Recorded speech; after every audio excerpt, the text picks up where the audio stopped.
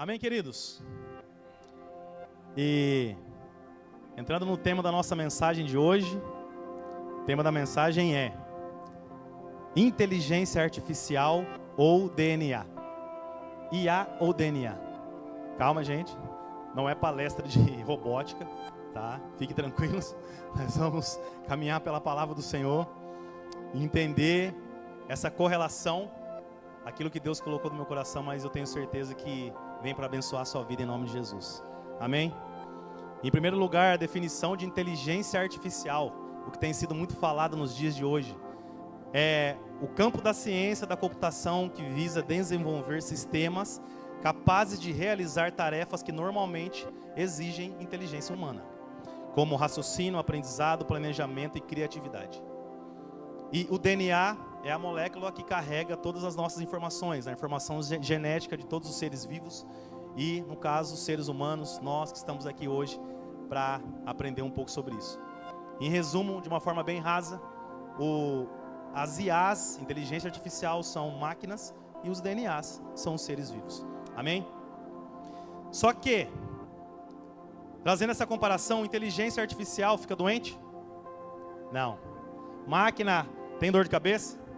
Máquina fica com o filho doente quando não tem como ir para a escola? Não. As máquinas não sofrem essas situações que nós enfrentamos todos os dias. Porém, há algo muito especial na nossa vida que foi colocado sobre nós, que é chamado de identidade. Repita essa palavra comigo, identidade. E nós fomos criados à imagem e semelhança do Criador, do nosso Deus. Gênesis capítulo 2, versículo 7 vai dizer que Deus formou o homem do pó da terra e soprou nele o fôlego de vida nas nossas narinas, e o homem se tornou alma vivente. A inteligência artificial não é uma alma vivente. Porém, mesmo sabendo dessa identidade que Deus colocou sobre nós, existem dois grupos de pessoas. Eu quero classificar aqui. O grupo 1 é pessoas que, quando estão passando por essas situações de dificuldade, por essas adversidades, elas se afastam do Senhor. Elas ficam com medo, elas paralisam e elas vão ficando longe. E existe um segundo grupo de pessoas que, quanto mais as coisas estão apertadas, elas se aproximam de Deus, elas se entregam, elas buscam mais, elas estão mais conectadas com o Senhor. E eu quero dar um conselho para você essa noite: seja amigo de Deus em todo o tempo, seja amigo do Senhor mesmo no momento de dificuldade, no momento de bonança, mas esteja próximo, perto daquele que te criou segundo a sua imagem e semelhança. Porque os dias maus, eles virão, não é uma profecia, mas é uma realidade, nós vivemos. Mas Deus é aquele que cuida de você, é aquele que sonhou, desejou você e te criou a imagem e semelhança com uma identidade. E nós vamos entender essa identidade. Além dessas pressões naturais que nós enfrentamos, existe algo também muito danoso, muito frequente nos dias de hoje, chamado comparação. Nós a todo tempo estamos comparando a nossa vida com a vida do outro. A todo tempo nós estamos comparando aquilo que nós temos com o que o outro tem. Muitas vezes nós gostaríamos que acontecesse com a nossa vida aquilo que aconteceu com o outro. As redes sociais, por exemplo, são um canal que mostram a todo tempo pessoas com as suas vidas perfeitas. É ou não é? Dificilmente você vai ver uma pessoa postando algo a seu respeito, dizendo: deu ruim aqui, minha empresa faliu, quebrei, me separei, divorciei, meu casamento está numa situação muito difícil, o meu filho está envolvido nas drogas. Você não vê pessoas indo a público mencionar essas coisas. Muito raro ver isso. Mas geralmente você vê pessoas dizendo: você consegue alcançar o sucesso dessa forma, eu fiz isso e deu certo assim, e por aí vai. E falando de inteligência artificial, quero falar um pouquinho a respeito de como isso começou. Existe um homem chamado Alan Turing, um pesquisador em 1950, logo depois da Segunda Guerra Mundial. Ele faz uma pergunta interessante: podem as máquinas pensar? E ao longo do desenvolvimento das inteligências artificiais, das máquinas, essa pergunta até hoje ela ecoa, e pesquisadores tentam evoluir e continuam fazendo essas perguntas a eles. Afinal, podem máquinas pensar? Embora É uma pergunta que ainda não há resposta, talvez, nós veremos à frente. Mas as máquinas, existem carros inteligentes que dirigem, com seus pilotos automáticos, fazem muitas coisas, uma tecnologia altamente avançada. Equipamentos médicos hoje que podem dar diagnósticos muito precisos. Máquinas que são capazes de estabilizar reações nucleares. Robôs que fazem serviços domésticos, né? Tem aquele robozinho que limpa o chão. As mulheres iam adorar que tivesse o robô que lavasse a roupa, fizesse comida, levasse o filho para a escola. Não, não é? Esse aí seria o top 1 da pesquisa feminina. E eu lembro que a gente estava em reforma lá em casa alguns dias agora. E os pedreiros estavam lá quebrando e mexendo e tal. E quebrava a parede, mexia para lá e mexia para cá. E eu achava que a minha mulher ela ia querer um robô desse, viu? Porque era tanta bagunça que dava dó. Era poeira todo dia que tinha que limpar, que tinha que isso, que aquilo. E a roupa acumulava porque não tinha onde colocar. E a gente sabe que essas tecnologias, elas vêm para facilitar a nossa vida. Existem tecnologias mais sofisticadas. A nação escolhida, Israel, existem pelo menos 5 sistemas de defesas contra ataques militares. Um muito conhecido, o Domo de Ferro. Quando são lançados mísseis, eles têm mísseis que vão em contra, né? Tem aquela proteção. Tem o Domo de Ferro, tem o Seta, estilingue de Davi, o C-Dome, viga de ferro, com tecnologias incríveis. Então, todas essas tecnologias com certeza trazem benefícios para a nossa vida, proteção, servem sim para facilitar a nossa vida. Eu não estou aqui para ir contra inteligência artificial, tecnologia, máquinas, equipamentos, não é isso. Inclusive eu trabalho também nessa área. E a tecnologia, por exemplo, hoje, ela nos dá a oportunidade de que uma mensagem, um culto, uma palavra alcance até o outro lado do mundo, em outros lugares, outras pessoas podem acessar. Por exemplo, nós temos um aplicativo da nossa igreja que tem muita coisa lá, tudo isso é tecnologia. Os nossos pastores agora, eles estão em viagem, quero saudá-los também, Deus abençoe aí que eles estão acompanhando-nos ao vivo. Graças à tecnologia, eles podem estar lá de longe, acompanhando o culto da igreja. Amém? Então a tecnologia sim, ela traz benefícios para a nossa vida. Mas existe uma lacuna a ser preenchida no coração do homem, que eu não sei se essa ministração vai ter tempo suficiente, coisas, mas que vão trazer uma base para que você possa entender qual é a comparação que tem acontecido nos dias de hoje. E essa comparação tem trazido muitos malefícios na nossa vida. Diante de todos esses benefícios que nós temos visto, a tecnologia é boa sim ou não? Claro que é. A tecnologia nos ajuda. Mas o quanto ela tem influenciado o nosso modo de pensar. Os avanços tecnológicos têm sim afetado a nossa vida. É inegável. Mas eles têm tido também impactos positivos e impactos negativos. A humanidade. Por isso que é bom que a gente tenha bem definido quem nós somos. A primeira palavra que eu disse para você repetir era identidade. Nós temos uma identidade estabelecida pela Trindade, pelo Deus Pai, Filho e Espírito. O Deus que é santo, e que nós tenhamos a certeza que somos seres únicos, criados à sua imagem e semelhança. Nós não somos seres criados em série, somos indivíduos. E que você tenha plena certeza da identidade de quem você é. Amém? E eu quero entrar no primeiro tópico dessa noite, e a pergunta é: quem é você? Quem é você? E o livro de João, capítulo 1, do versículo 1 ao 13 diz: no princípio era aquele que é a palavra. Ele estava com Deus e era Deus. Ele estava com Deus no princípio, todas as coisas foram feitas por intermédio dele. Sem ele, nada do que existe teria feito. Nele estava a vida, e esta era a luz dos homens. A luz brilha nas trevas, e as trevas não a derrotaram. Surgiu um homem enviado por Deus, chamado João. Ele veio como testemunha para testificar acerca da luz, a fim de que por meio dele todos os homens crescem. Ele próprio não era a luz, mas veio como testemunha da luz. Estava chegando ao mundo a verdadeira luz que ilumina todos os homens. Aquele que é a palavra estava no mundo, e o mundo foi feito por intermédio dele, mas o mundo não o reconheceu. Veio para o que era seu, mas os seus não o receberam. Versículo 12. Contudo, aos que receberam, aos que creram em seu nome, deu-lhes o direito de se tornarem filhos de Deus, os quais não nasceram por descendência natural, nem pela vontade da carne, nem pela vontade de algum homem, mas nasceram de Deus. Eu quero reiterar isso aí, você é filho amado e escolhido do Senhor, por intermédio de Jesus. Você foi criado, todo homem foi soprado fôlego de vida, se tornou criatura, alma vivente, sim. Mas Deus tem algo maior, Deus tem algo além. Por aquele que recebe o Senhor, por aquele que crê no seu nome, existe um direito adquirido, o direito de se tornar filho de Deus. E hoje você tem essa oportunidade de crer em seu nome e de você fazer parte da grande família do Senhor como filho, não sendo mais agora apenas alma vivente, criatura, mas também sendo aquele que senta à mesa do Pai. O Salmo 42, versículo 1 vai dizendo: como o servo anseia pelas correntes das águas, a minha alma anseia por ti, ó Deus.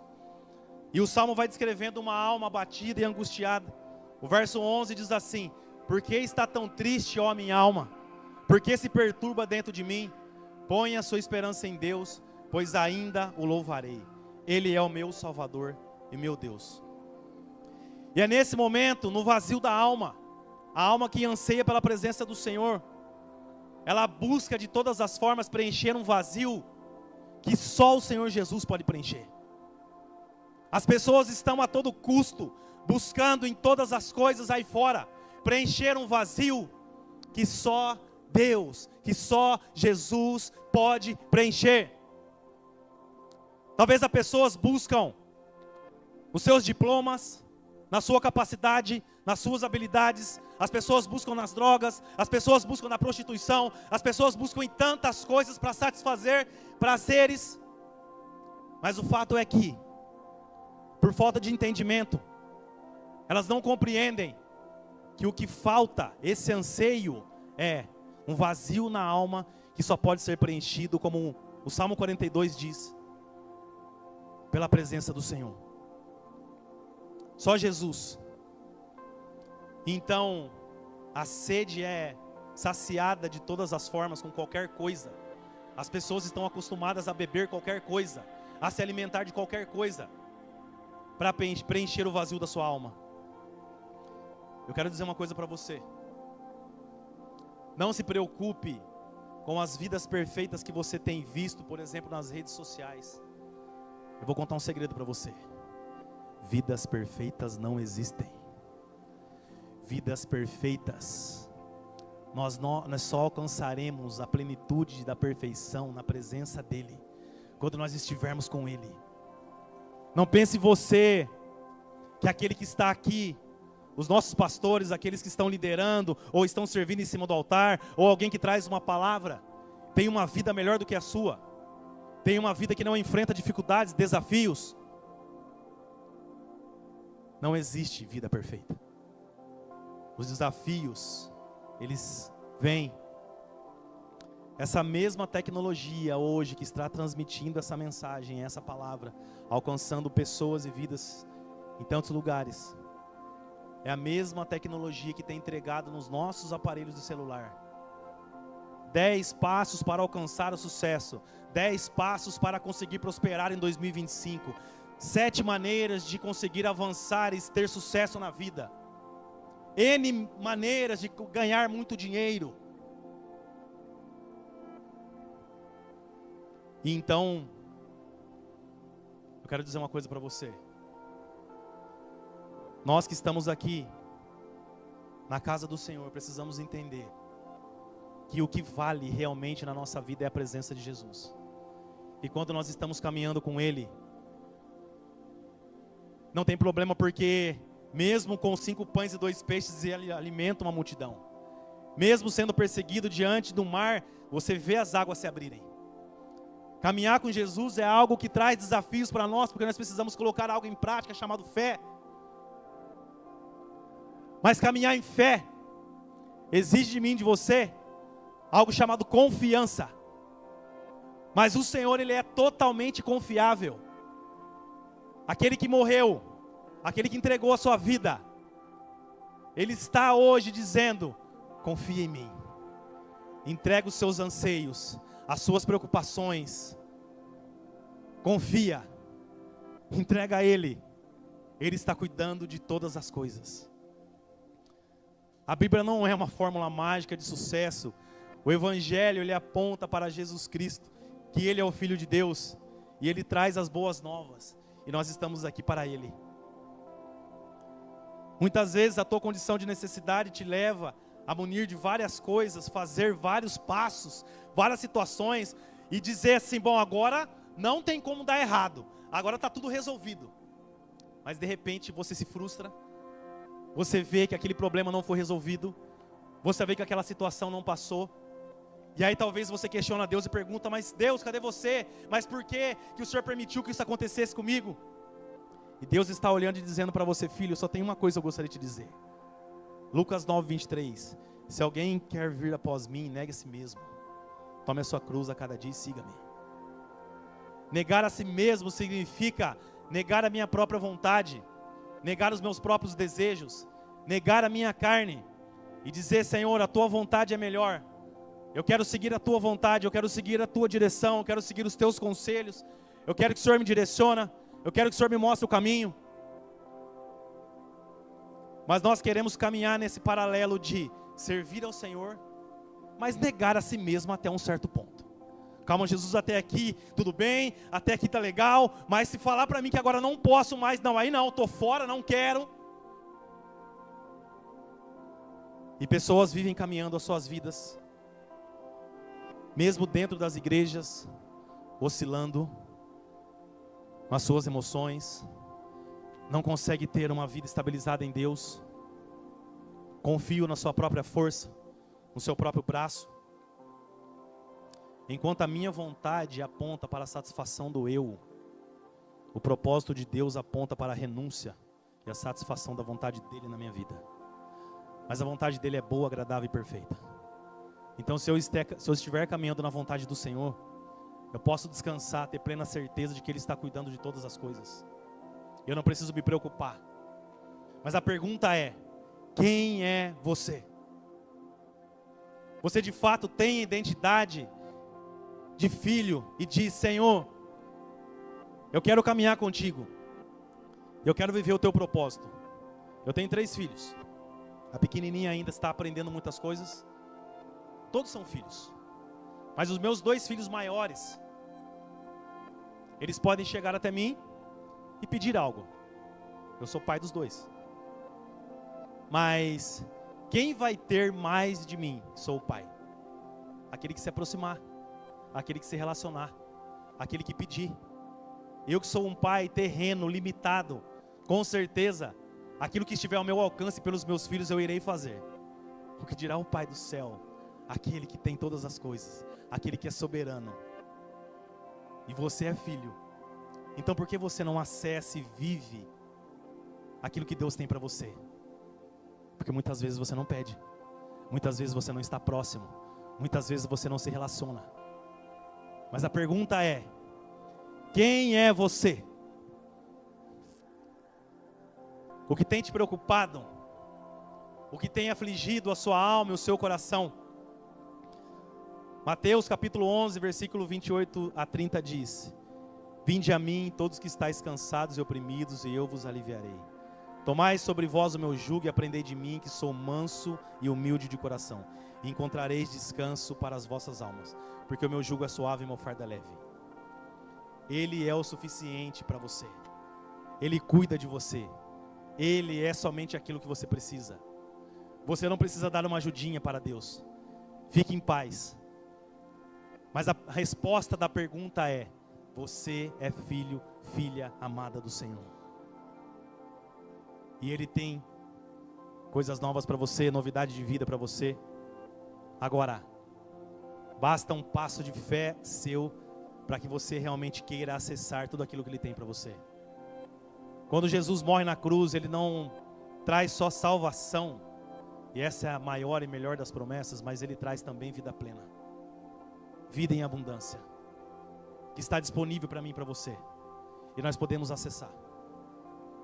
Mas de que forma eu faço isso?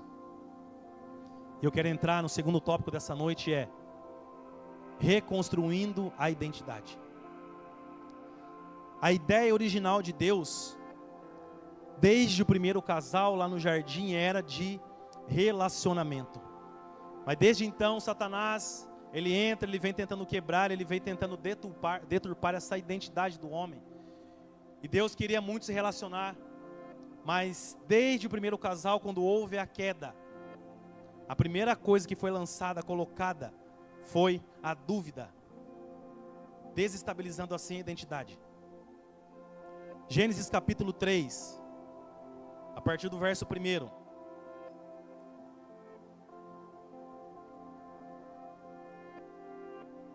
Diz assim: ora, a serpente era o mais astuto de todos os animais selvagens que o Senhor Deus tinha feito. E ela perguntou à mulher: foi isto mesmo que Deus disse, não comam de nenhum fruto das árvores do jardim? Respondeu a mulher à serpente: podemos comer do fruto das árvores do jardim, mas Deus disse: não comam do fruto da árvore que está no meio do jardim, nem toquem nele, do contrário vocês morrerão. Disse a serpente à mulher: certamente não morrerão. Deus sabe que no dia em que dele comerem, seus olhos se abrirão, e vocês serão como Deus, conhecedores do bem e do mal. Quando a mulher viu que a árvore parecia agradável ao paladar, ela era atraente aos olhos e, além disso, desejável para dela se obter discernimento, tomou do seu fruto, comeu e deu ao seu marido, que comeu também. Os olhos dos dois se abriram e perceberam que estavam nus. Então juntaram folhas de figueira para cobrir-se. Ouvindo o homem e a sua mulher os passos do Senhor, que Deus andava pelo jardim quando soprava a brisa do dia. Olha Deus querendo se relacionar aqui. Deus estava caminhando pelo jardim. Esconderam-se da presença do Senhor Deus entre as árvores do jardim. Mas o Senhor Deus chamou o homem perguntando: onde está você? E ele respondeu: ouvi teus passos no jardim e fiquei com medo, porque estava nu, por isso me escondi. E Deus perguntou: quem lhe disse que você estava nu? Você comeu do fruto da árvore da qual lhe proibi comer? Disse o homem: foi a mulher que me deste por companheira que me deu do fruto da árvore, e eu comi. O Senhor Deus perguntou então à mulher: que foi que você fez? Respondeu a mulher: a serpente me enganou, e eu comi. Ou seja, essa relação do Criador, de Deus com a criação, sempre foi atacada. E o que te faz pensar que as estratégias de Satanás mudaram a partir de então? Não mudaram. Ele continua tentando de todas as formas, com mentiras, porque ele é o pai da mentira, tirar o foco de Deus, tirar o foco do teu pai, tirar o foco do Criador e colocar o foco em tantas outras coisas. E colocar o foco despertando, assim como foi com Eva, a curiosidade. É só mais um rio, é só mais um store, é só mais um pouquinho, é só mais um pouquinho. E você fica ali rolando e vendo coisas e situações, e você começa a comparar a sua vida àquilo que você está vendo. Não é necessário que você compare a sua vida com a vida perfeita de ninguém. Como eu disse, vidas perfeitas não existem. Não entre no campo da comparação, não exija demais de você. Você não precisa dar conta de todas as demandas ao ponto de que você tem que ser o multi agora. Você dá conta de muitas coisas, você tem várias habilidades, você tem que dar conta porque o mundo exige disso, o sistema exige que você seja multi. Faça, produza. Você não é uma máquina. Você não foi projetado com inteligência artificial, mas você tem um DNA. Você carrega uma informação genética que Deus colocou em você. A sua impressão digital é única. Você é um indivíduo único, criado à imagem do Senhor. Deus não está preocupado com a sua performance. Ele quer de você, sabe só o quê? Relacionamento. Jesus, o Filho de Deus, que era 100% Deus, mas também era 100% homem. Ele foi criticado e acusado de muitas maneiras, a sua identidade foi atacada de várias formas. Ele foi chamado até de príncipe dos demônios. Mas nada disso o abalou. Antes dele passar da maior prova da vida dele, onde ele seria acusado, cuspido, esbofeteado, açoitado, espancado e crucificado, ele ouviu do pai: este é meu filho amado em quem tenho prazer.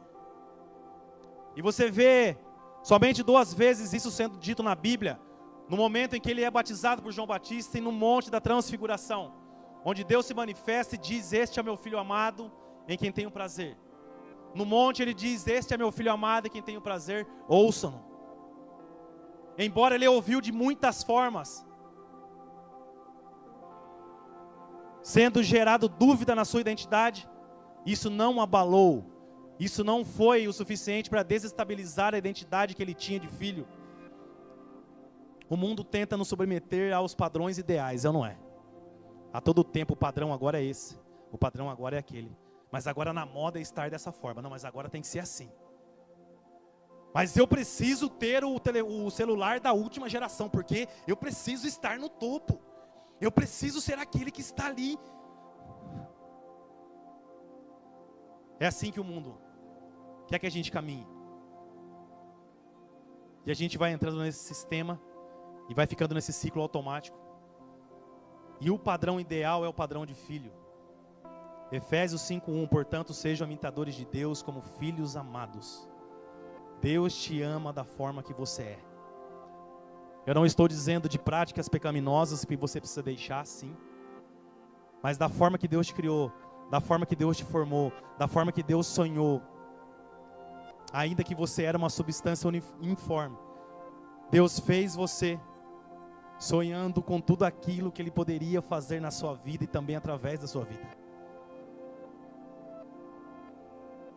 Se nós somos filhos, por que muitas vezes nós nos comportamos como máquinas? Se nós temos um DNA, por que muitas vezes nós nos comportamos com ciclos repetitivos, como se fosse uma inteligência artificial programada? Eu vou na igreja hoje, eu recebo uma palavra, eu vou embora, vou para minha casa, depois amanhã eu vou trabalhar, depois eu volto, depois eu continuo e vamos lá. Mas tá tudo bem, porque o domingo que vem eu vou de novo, eu tenho uma nova palavra. E eu vou embora. E eu continuo caminhando. Vou para minha casa, para minha família, vou para o meu trabalho. E as coisas continuam caminhando e eu continuo nesse ciclo. Mas eu não acesso o propósito de Deus, o novo de Deus, porque eu estou nesse ciclo vicioso. Porque nós não temos relacionamento próximo com o nosso Pai. Nós não mergulhamos na palavra do Senhor. Nós não buscamos daquilo que Ele tem de revelação acerca dEle e aquilo que nós somos. Afinal, existem muitas outras formas de preencher o nosso vazio. É ou não é? O bezerro de ouro que foi feito lá atrás, hoje existem muitos bezerros de ouro. Um deles é a tal da bênção. Deus é abençoador, sim ou não? Ele é. Mas muitas pessoas estão caminhando, querendo somente ver as mãos do Senhor agirem. Mas não querem ser como o discípulo amado que encostam a cabeça e ouvem as batidas do coração. Mas querem apenas aquilo que está nas mãos. Porque Jesus, quando se manifesta, Ele vem, Ele faz muitos sinais, muitos milagres, muitas pessoas são curadas, mortos ressuscitam, muitas coisas acontecem. Mas quando Ele vem com um discurso um pouco mais duro, dizendo: eu sou o pão da vida, eu sou aquele que dá a vida. Quando Ele vem com um discurso agora de negue-se a si mesmo, muitos dos seus discípulos disseram: dura demais é essa palavra, quem poderá suportá-la? E as pessoas começaram a deixar. Mas Jesus, a sua identidade não foi abalada por conta disso. Ele não olhou e disse para as pessoas: não, calma, eu vou pegar mais leve, tá bom, eu exagerei um pouco, realmente eu falei que era para negar, mas não precisa, calma, eu vou ser um pouco mais leve com vocês. Não, Ele vira para os 12 e diz: e vocês, não querem ir também? E a mesma pergunta hoje é: você está disposto a negar a si mesmo? Você está disposto a entregar a sua vontade e dizer que a tua vontade, Senhor, seja feita na minha vida? esse bombardeio de informações tem realmente abalado muito a nossa identidade. Augusto Cury, em seu livro Ansiedade, Como Enfrentar o Mal do Século, escreveu: vivemos em uma sociedade urgente, rápida e ansiosa. É muito triste descobrir que grande parte dos seres humanos de todas as nações não sabe ficar só, se interiorizar, refletir sobre as nuances da existência. Essas pessoas conhecem muitos nas redes sociais, mas raramente conhecem alguém a fundo e, o que é pior, raramente conhecem a si mesmos. Gênesis capítulo 3:8 diz que Deus vinha na viração do dia, ou seja, Ele queria se relacionar. E quando nós desfrutamos da presença do Senhor, a presença dEle traz consolo, descanso, encorajamento, conforto. Agora você imagine nós desfrutarmos disso todos os dias, porque esse era o plano perfeito do Senhor, que nós desfrutássemos da sua presença. Máquinas não precisam parar para descansar, elas não precisam desacelerar, elas não precisam respirar, tomar um fôlego. E você não é uma máquina. Você não é movido por inteligência artificial, mas você é movido pelo DNA de Deus. Que você entenda que a sua identidade precisa ser reconstruída nele, entendendo que tudo aquilo que o sistema exige de você não é o que Deus exige de você. Deus não exige nada, Ele não te obriga a nada. Tudo aquilo que você está recebendo como palavra do Senhor, e não é porque não é o David, mas é uma palavra que primeiro falou comigo, você decide o que você vai fazer. A própria palavra diz que as sementes elas caem em diversos solos que são férteis, outros não. Se essa palavra você vai trazer para o seu coração, e vai trazer em prática, colocar em prática, e você vai realmente buscar do Senhor, eu quero viver como filho, eu quero ter a minha identidade realmente de filho que eu sou, a escolha é sua, você é livre. Deus não te obriga a nada, mas o mundo exige muito de você, o sistema exige muito de você. E entrando no terceiro tópico da noite, último tópico, falar um pouco de relacionamentos. Pessoas são importantes. Romanos capítulo 15, versículo 1 a 7 diz assim: nós que somos fortes devemos suportar as fraquezas dos fracos e não agradar a nós mesmos. Cada um de nós deve agradar ao seu próximo para o bem dele, a fim de edificá-lo. Pois também Cristo não agradou a si próprio, mas como está escrito: os insultos daqueles que te insultam caíram sobre mim. Pois tudo que foi escrito no passado foi escrito para nos ensinar, de forma que por meio da perseverança e do bom ânimo procedente das Escrituras, mantenhamos a nossa esperança.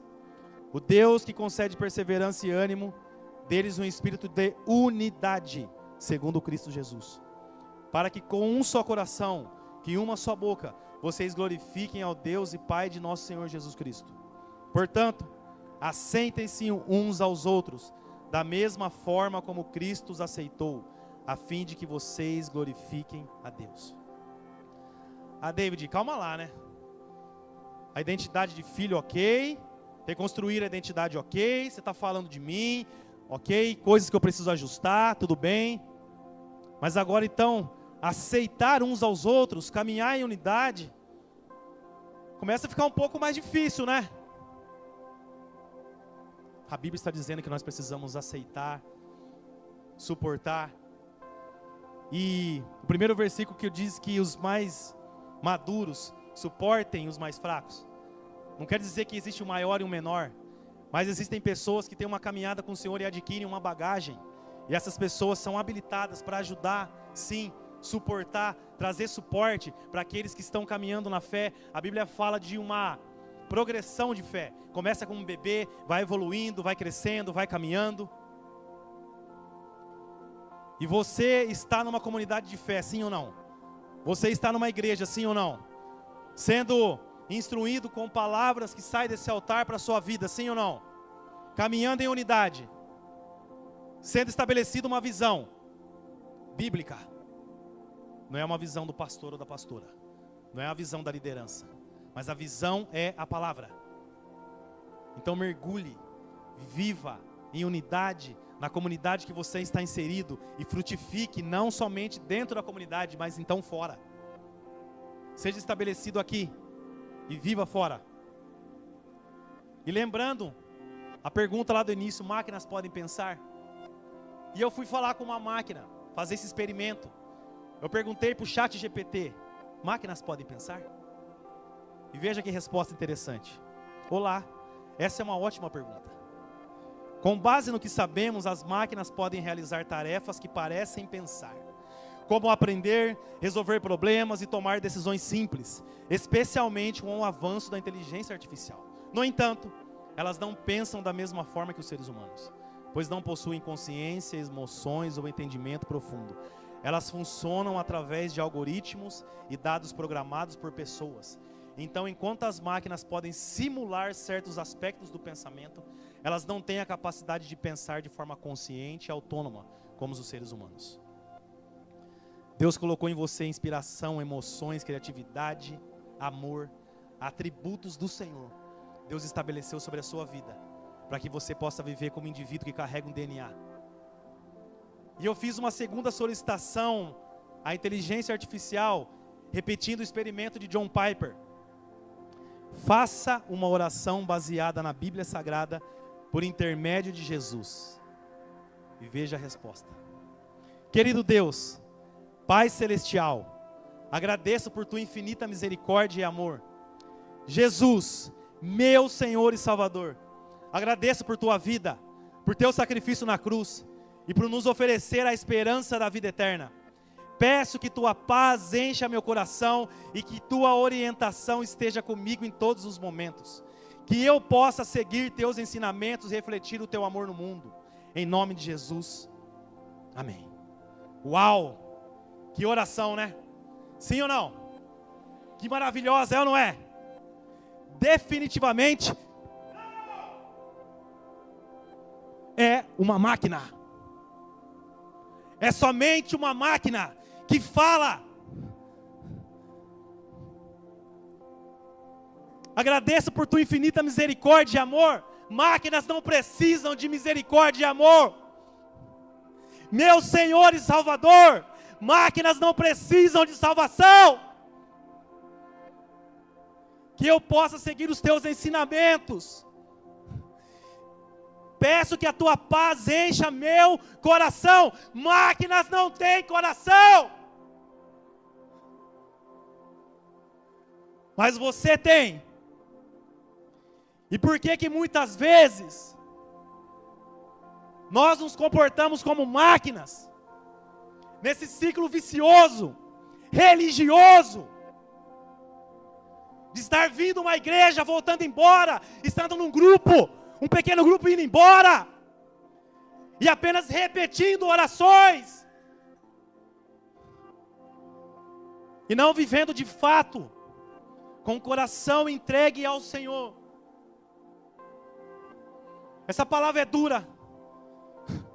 Isaías 29:13. Esse povo se aproxima de mim com a boca e me honra com os lábios, mas o seu coração está longe de mim. A adoração que me prestam só é feita de regras ensinadas por homens. Nós precisamos tomar uma decisão, ter uma consciência de que nós não podemos mais caminhar nesse ciclo vicioso. E eu preciso assumir a minha posição de filho que Deus estabeleceu e realmente caminhar com intimidade com meu Pai. Não apenas repita ciclos na sua vida. Pare com isso, querido. Vamos viver realmente como filhos que buscam intimidade com o Senhor. O livro de Esther, ele relata que toda lei que fosse irrevogável era uma lei que tinha o anel do rei, o anel sinete do rei, ele era colocado.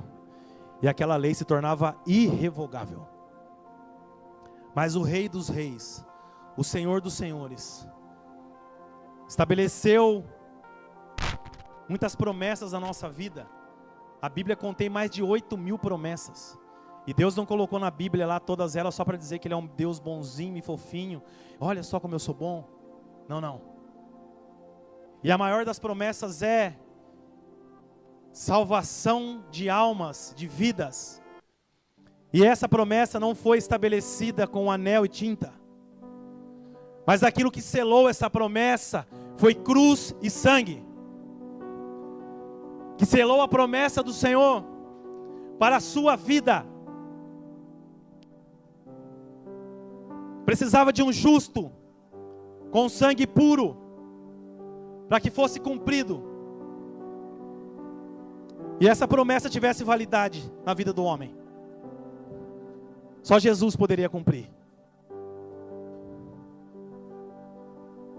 Nós não podemos mais caminhar de uma forma automática. Nós não somos máquinas, mas nós somos filhos, estabelecidos com uma identidade que foi deturpada sim, mas que foi restaurada também em Jesus. O primeiro Adão pecou, mas o segundo Adão reestabeleceu a aliança. E você hoje pode caminhar como um filho livre. Você hoje tem a oportunidade de dizer: Deus,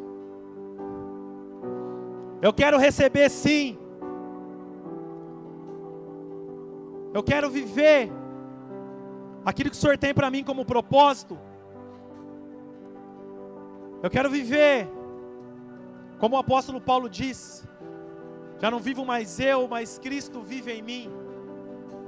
Que as minhas vontades não sejam mais agora a minha prioridade, mas que a vontade do Senhor seja a prioridade da minha vida. Eu não posso apenas mais repetir orações. Eu não posso mais apenas continuar fazendo e fazendo ciclos e ciclos. Mas eu preciso caminhar em novidade de vida como filho que eu sou.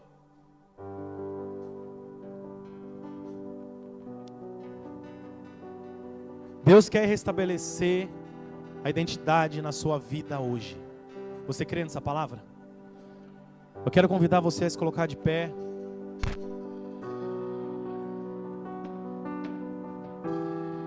Existem muitas vozes que continuam dizendo muitas coisas, que dizem que você é incapaz, que diz que você não pode, que diz que não é para você, diz que é grande demais, que você não vai vencer, que você não vai passar essa situação, essa aflição,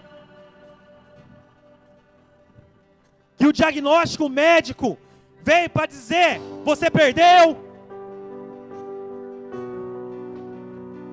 Mas Deus está dizendo hoje: